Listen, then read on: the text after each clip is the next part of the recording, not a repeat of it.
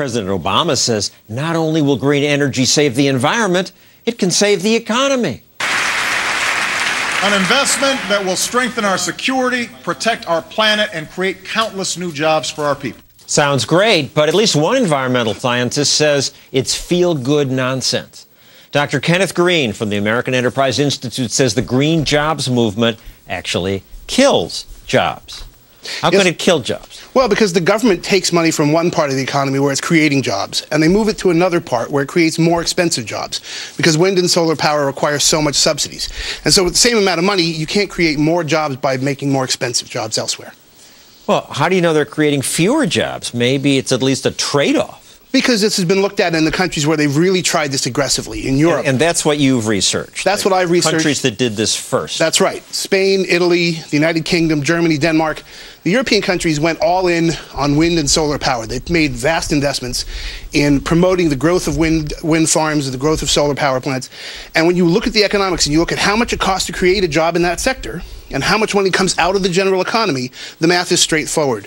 You kill more jobs than you create. What does it cost to create a green job? Well, in Spain, for instance, it took 2.2 jobs to create one green job. 2.2 jobs in the general economy were killed or foregone with the money used to create the one green job. In Italy, that was up to 5 jobs. In the UK, 3.5.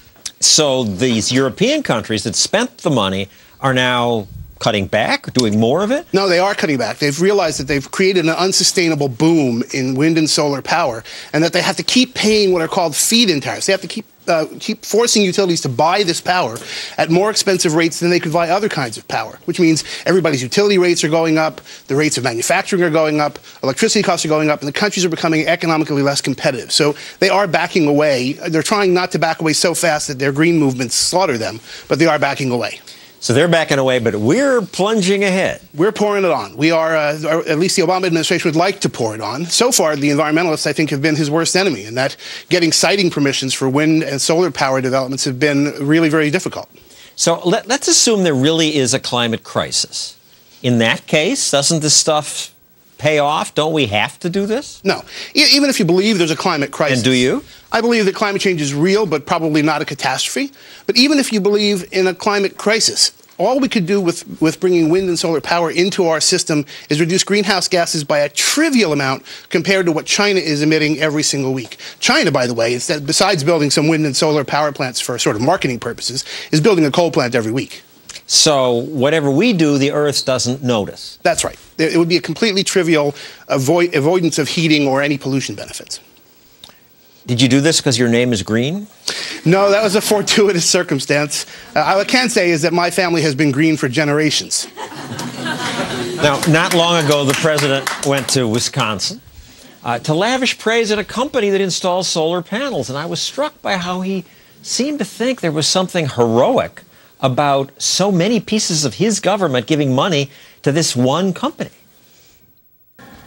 This company has also been supported over the years not just by the Department of Agriculture and the Small Business Administration, but by tax credits and awards we created to give a leg up to renewable energy companies. So,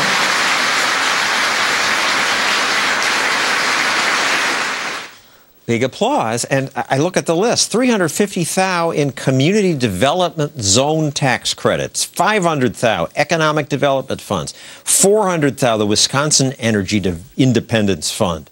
They got a $250,000 in stimulus funds. They act like that's a good thing.